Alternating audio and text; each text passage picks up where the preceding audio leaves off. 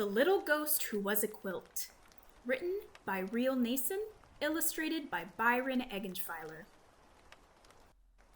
Once, there was a little ghost who was a quilt. He didn't know why he was a quilt. His mom and dad and all his friends were sheets. They were light as air. They flew high and fast and twirled and whirled in the sky. They could even ride on a gust of wind and then whoosh back to the ground like they were going down an invisible slide. The little ghost who was a quilt was heavy because of his layers of fabric. It was hard for him to lift off, and he was a slow flyer. He got hot and sweaty when he tried to go faster. The only time he attempted to twirl and whirl, it didn't end well.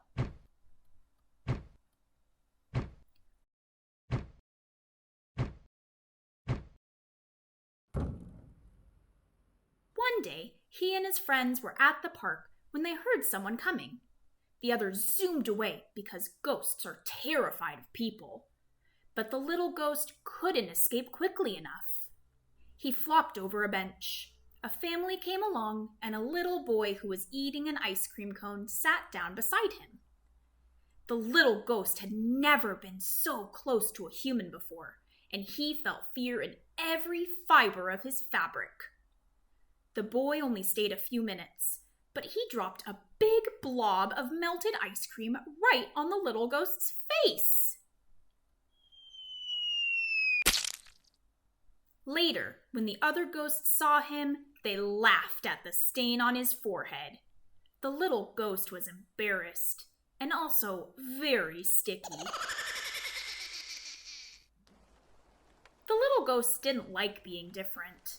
His mom told him he had an ancestor who was a checkered tablecloth, and his great-grandmother was an elegant lace curtain. Everyone said she was the most beautiful ghost they'd ever seen. Even knowing that, the little ghost didn't feel any better. He wished he was just one fabric and not a whole bunch of squares sewn together. The other ghosts called him Scrappy, and he didn't like that. But there was one day that always cheered him up: Halloween. People seemed excited about ghosts on Halloween, and sometimes children dressed as them to trick or treat. Every year, the ghosts went to watch the festivities. They stayed silent and still in the trees and pretended to be decorations, far away from any humans.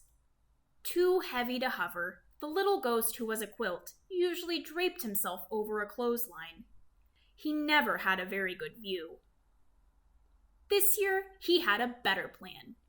He remembered how close he had been to the boy at the park, so he decided he would be brave and fold himself over a chair on a porch, right in the center of the action.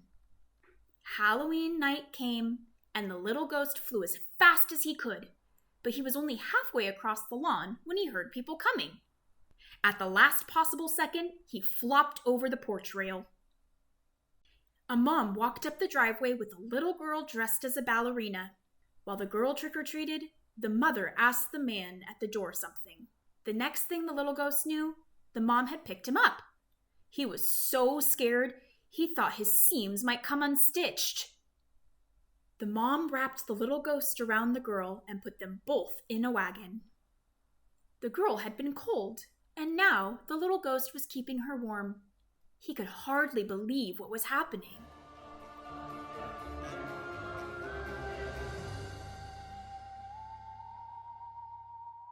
They headed down the street past his friends in their tree. "No, don't go," one whispered. "What are you doing?" The little ghost decided to fly away as soon as the girl got out of the wagon to trick-or-treat again. But the mom didn't turn into the next yard, or the three after that. By the time she finally walked up to a house, the little ghost was panicking. How would he get away? Trick or treat!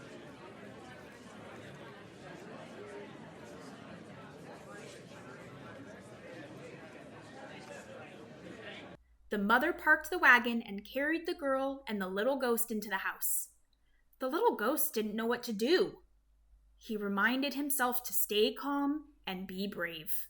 The little ghost peeked around the room. There were Halloween decorations everywhere.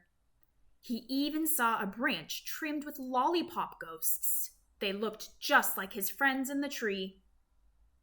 The girl tucked the little ghost, who was a quilt, under her legs as she sorted her candy into piles.